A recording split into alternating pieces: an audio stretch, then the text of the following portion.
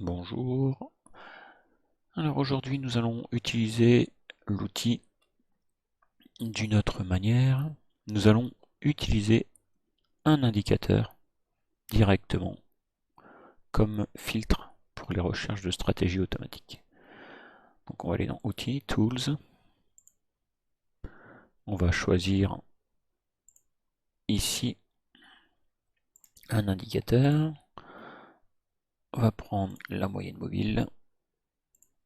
Et la moyenne mobile, la barre qui a ouvert, elle a ouvert donc au-dessus de la moyenne mobile avant d'avoir ouvert en dessous. Donc là c'est un percement, une moyenne exponentielle, et ça de toute façon on veut juste regarder ce qui se passe. Donc comme vous le savez, là j'ai fait tout ce qui se passe pour l'entrée longue,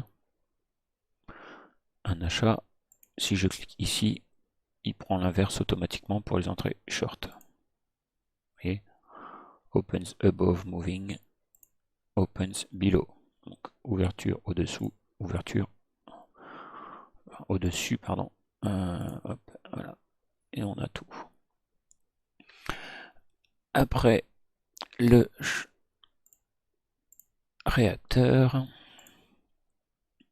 on va garder l'euro USD, ce n'est que pour le test, regarder si c'est vraiment pertinent.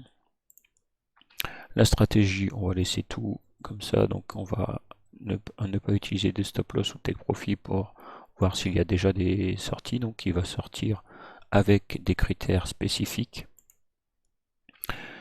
Toujours out of sample, hein, pour pas qu'il y ait trop d'historique qui soit overfitting.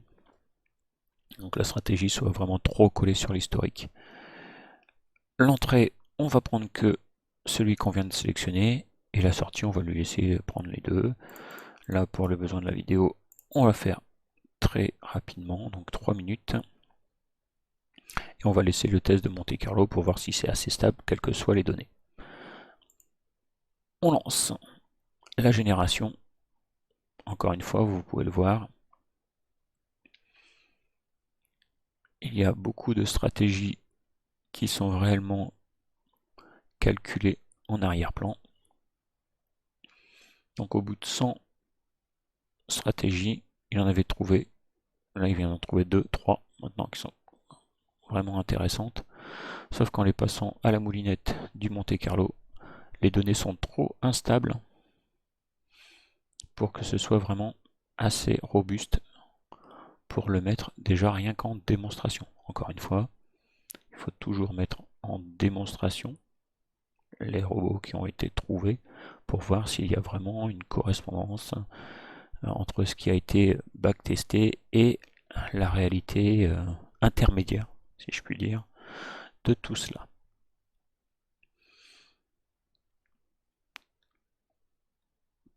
Alors, 500 stratégies testées, il y en avait que 3 qui étaient vraiment intéressantes.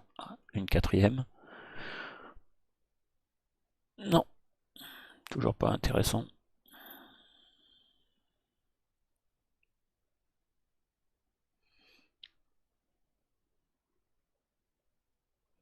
Donc malgré ce qu'on croit, hein, on voit bien que une seule moyenne mobile, c'est pas spécialement l'indicateur qui pourrait être très pertinent. Alors là j'ai pris un M15 en plus, donc c'est une unité de temps assez longue, mais une seule moyenne mobile, on voit bien que il n'y a pas de stratégie vraiment qui se détache. On n'a trouvé que 4, hein, et les 4 n'ont même pas passé le Monte Carlo pour la stabilité dans le temps. Pour mémoire, hein, lorsqu'il y a une stratégie qui est assez robuste, il faut vraiment que la courbe des résultats et la courbe de Monte Carlo soient vraiment très proches en termes de forme pour que l'on puisse dire que la stratégie sera robuste dans le temps directement. Encore une qui vient de passer, elle était rentable, et dès qu'on fait le Monte Carlo, voilà, une deuxième, nous en sommes à 6.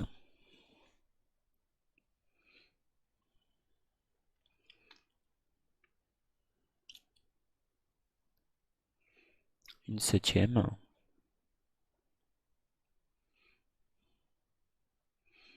Donc sans l'outil, normalement vous auriez dû chercher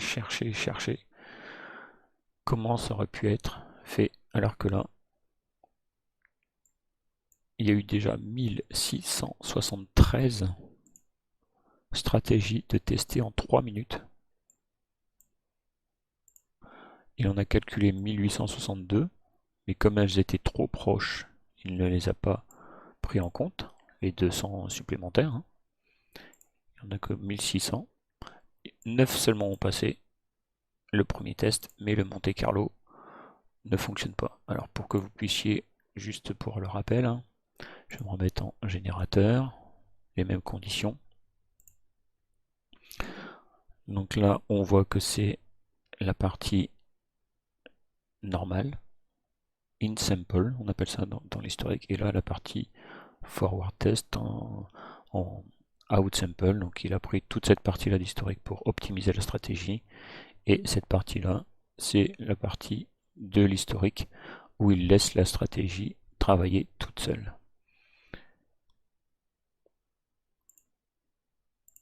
Dans les settings, on garde pareil, pour que vous vous rappeliez, donc je fais juste le générateur, ce sera à moi de faire le Monte Carlo à chaque fois. Donc là, on remet tout à 0, et il est reparti. Donc en une dizaine de secondes, voilà, une centaine de tests déjà faits. Dès qu'il y aura une stratégie profitable, elle va être affichée ici.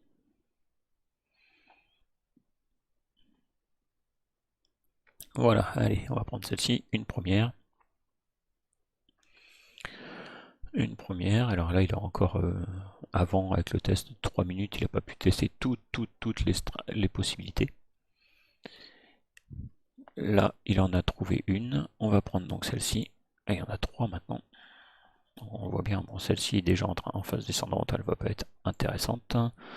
Celle-ci, interrogeant, mais on va prendre la première. Donc je vais pas prendre par le net balance, je vais prendre le SQN.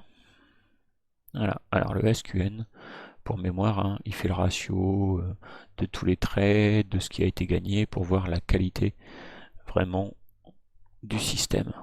Parce qu'on peut avoir des systèmes avec 10 trades seulement qui gagnent beaucoup, il n'y aura pas beaucoup d'intéressement à avoir par la suite. Par contre là, on voit bien, alors déjà 500 trades, celui-ci 241, et là celui-ci avec 157, et au-dessus en SQN que celui de 988, puisque le ratio était vraiment plus intéressant, beaucoup plus stable dans le temps. Alors on va prendre le premier. Donc on voit bien que c'était la moving average, la moyenne mobile.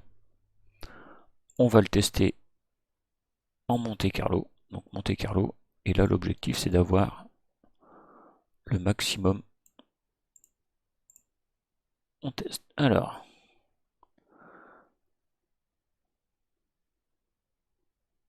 donc sur 20 tests, il n'y en a que 8 qui ont été intéressants. Comment je le sais? Donc il me le dit, et dans la table de confiance, l'original c'est 1900, et tout de suite on se retrouve très vite avec des pourcentages donc de 65%. J'ai 65% de chance d'être en perte minimum, puisqu'après tout est en perte. Donc il y a une très grande différence, hein. De 1900 on passe à 700. La stratégie ne sera pas stable dans le long terme.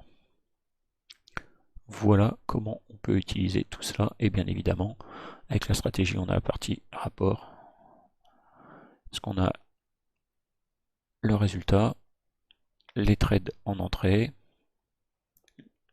les profits et les pertes, et ainsi de suite, avec la répartition, et on voit bien que cette stratégie est loin d'être intéressante. Parce qu'entre 2018 et maintenant, il y a eu quand même beaucoup de pertes sur la totalité, même si au final, elle est intéressante. De toute façon, on l'a bien vu, le Monte Carlo la mettait en stratégie à éviter, en espérant que vous ayez pu encore récupérer des informations intéressantes pour vos recherches. Mais encore une fois, cet outil vous simplifie la vie. Voilà. Et là, on a la liste de tous les trades. Je vous dis à très bientôt et n'hésitez pas, un abonnement, un petit pouce bleu pour être informé de la suite. À bientôt.